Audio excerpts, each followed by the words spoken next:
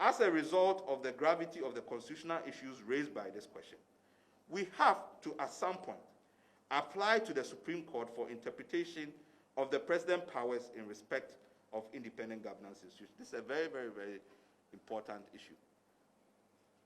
The arguments that are being put forward about the president's powers have serious implications for this democratic system that we want to operate in, and the checks and balances and public accountability we are trying to promote.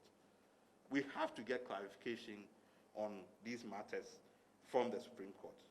We think the arguments that have been made are not so strong enough to allow such a head of audit service in Ghana, who is doing so well, to go on leave for 167 days. What kind of resting is he going to rest? Why is he sick? He's going to sleep for 167 days.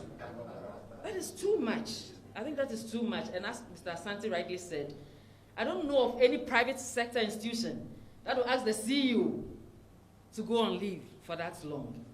And if you think that we are applying any law fairly, then let us do a small audit and see how many heads of state institutions in this country, independent state institutions, do not have accumulated leave, which we have said is non-existent. Actually, that debate is already flawed.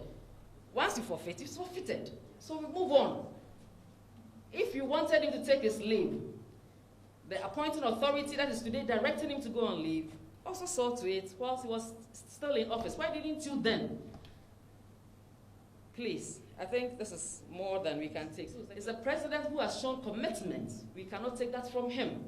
He made some giant decisions and actually campaigned on the back of anti-corruption and won the elections.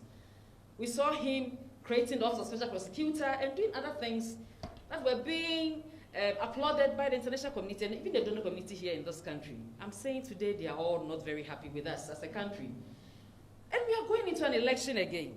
So why would anybody want to advise the president to take some decisions that I think it's not going to be go well with most people? Already most people are not very happy. There is some confusion going on. Those of us with friends abroad and so on who are monitoring are saying, what has happened? What does this mean? You know, what explains this? These are the two leaders we've seen standing in support of the fight against corruption. So let us look at that. And our appeal to the president, as in the statement, is that people are a bit confused and demoralized. Fellow Ghanaians, we believe our president listens, and when he reassesses the case we have made, he will reconsider. In this regard, we are calling on all well-meaning Ghanaians to join us in our campaign to bring back Domelevo. Hashtag bring back Domelevo, beginning today. Second,